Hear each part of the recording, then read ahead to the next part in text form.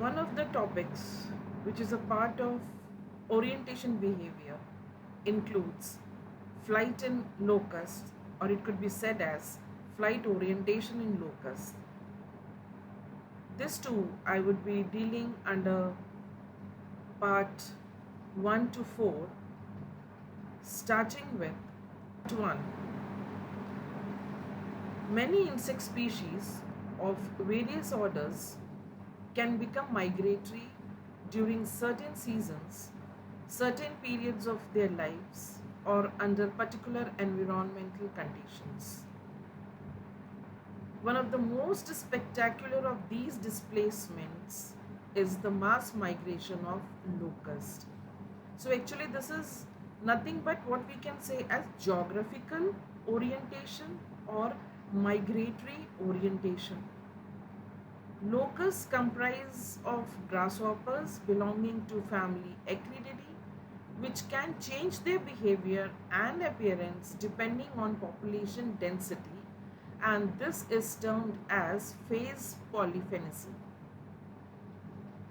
Animals can occur in two phases. In this case of desert locust, the two phases are one, the solitarious phase, and the second, the gregarious phase. One of the best studied locust species is the desert locust, that is Cysticerca gregaria, occurring in Africa and parts of Asia. At low population densities, desert locusts are solitary. They are of cryptic coloration and actively avoid each other. This is the characteristic feature when the desert locust is in solitary phase. At higher population densities, but when their number increases, animals undergo a number of changes in morphology, physiology, and behavior, the most obvious of which are changes in coloration and aggregation in groups. So, at the low population densities, they have very cryptic coloration, uh, brownish grayish color, and they actively avoid each other. While when in high population, when their density is more, they are a little more brighter yellow green coloration, and they aggregate in groups. That is, they want to be in groups instead of avoiding each other. As immature larvae, they form marching hopper bands, while the winged adults form large migratory swarms. So, the immature ones, which are the nymphs, they form marching hopper bands. That is because they hop together. So, that is termed as a hopper band. While the winged adults, they form large migratory swarms. Desert locusts inhabit arid to semi-arid environments with intermittent rainfall changing with long periods of drought. Phase change and migratory behavior are therefore regarded as an adaptation to dramatically changing environmental conditions and an effort to colonize new breeding habitats following changing areas of rainfall. So this is because of the changing environmental condition, this adaptation is there, that from the solitary phase they move on to the gregarious phase, and then from inhabiting a particular environmental conditions move or migrate to other conditions which are more favorable, so that they reproduce and increase in number there. You must have heard, all those who are from Rajasthan, I think most of you must be from Rajasthan. This year we had a locust swarm which has caused a lot of damage in our area to the crops. Locusts are long range migratory insects. They migrate mostly during the night.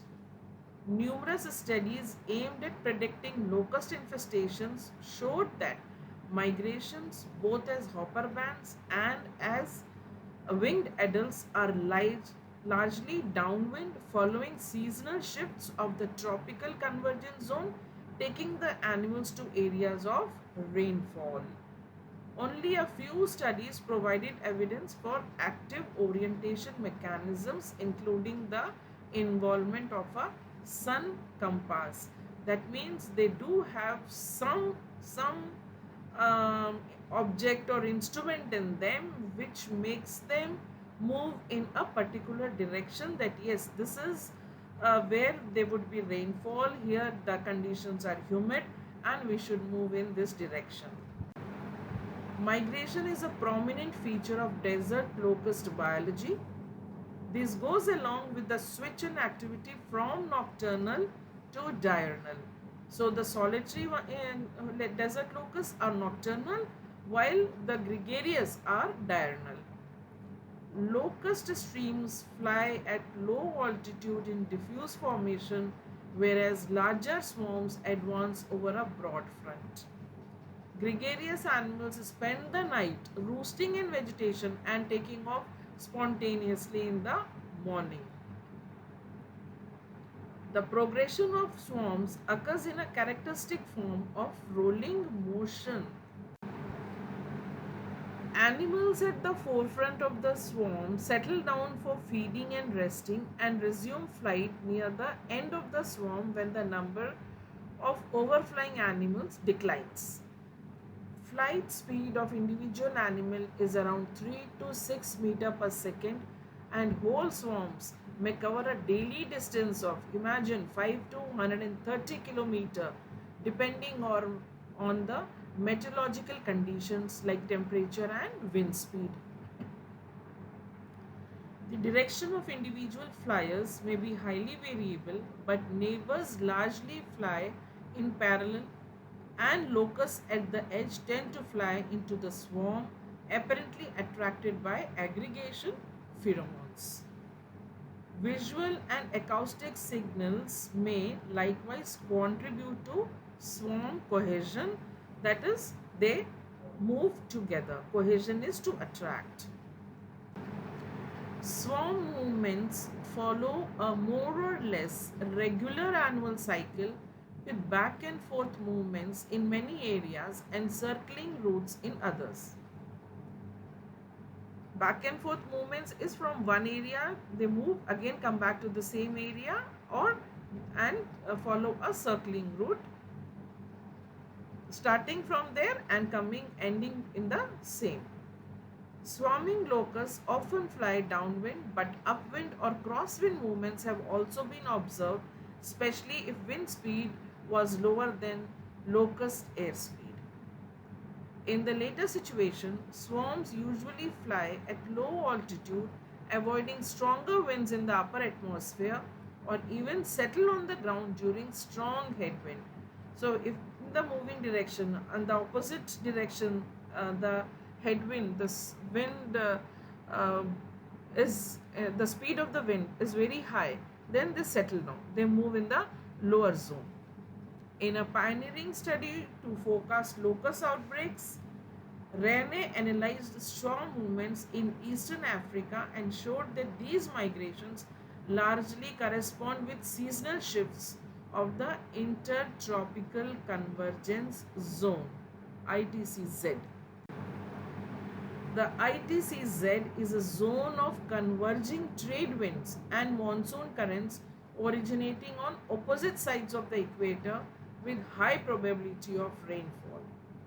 It lies near the equator in January and reaches its most northerly position near the Tropic of Cancer in August, largely following the seasonal shift in the sun's zenith position.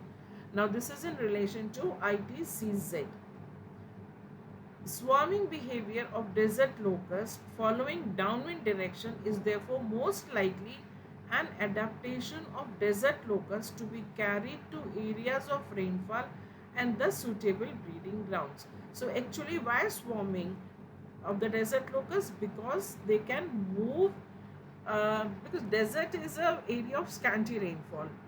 They live in desert, but it has to be moist. So they wait for the rains to come, then they aggregate, they move into the gregarious phase, move to the areas where there is rainfall, where there is humidity, and they lay eggs in the soil. They have a long ovipositor. They oviposit in deep in the soil where they lay their eggs, and that is why they need the desert, the sand, for laying eggs. Deviations of swarm track directions from the prevailing downwind directions led Baker to propose that swarms rather orient in particular compass directions than relative to the wind. So they have some sort of a mechanism by which they can orient themselves that this is the direction where they have to move. It is not actually the wind direction that helps them, but it is the humidity which controls the orientation or the movement of the locust. This hypothesis, however, was subsequently dismissed by Draper. Long distance migration is a strategy some animals use to survive a seasonally changing environment. To reach favorable grounds, migratory animals have evolved sophisticated navigational mechanisms that rely on a map and compasses. Many observers agree that active orientation underlies, at least in part, desert locust migrations. Active orientation has also been concluded from the relatively regular seasonal shifts of swarms and solitarious locusts occurring as a circular or back and forth movements in different parts of Africa and the Middle East. Thank you. So this is just an introduction. Actual orientation we would be dealing in the forthcoming discussions.